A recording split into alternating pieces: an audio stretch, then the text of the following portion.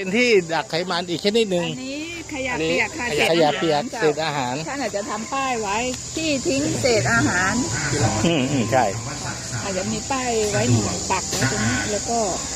ถ้าจะเป็นแบบให้เปิดง่ายๆ อาจจะมี DIY ใช้ท่อแป๊บหรืออะไรต่อให้ฝามันยกง่ายเนี่ยจ้ะแล้วเราต้องการที่จะให้มันซึมลงไปข้างล่าง ใช่ อันนี้มันก็จะย่อยสลายครับเศษอาหารแล้วก็ใส่ ปิดฝา ครับ แล้วก็ปิดฝา ตรงนี้ ถ้าตัวนี้ถ้ามันเต็มถ้ามันเยอะมันเต็มแล้วอาจจะดึงตัวนี้ออกแล้วก็ดินกบแล้วก็ย้าย ที่ได้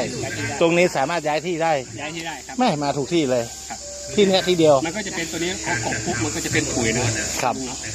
โดยส่วนตัวมองว่า อาจจะทำสวยงามแล้วแต่เอากาศ ได้มันก็จะขยับไปโยมมันก็จะขยับไปตามตรงนี้แหละ แต่ว่าเศษอาหารไม่เยอะเราก็มันก็จะอยู่เนี่ย ครับขอบคุณเทศบาลสุเทพมากนะที่มาทั้งสองเรื่องนี้ เอาไอ้ปลาหอยแครงที่มันล้มเนี่ยเอาไว้รอบๆถังก็ได้ครับขอช่วยดูอยากให้สวย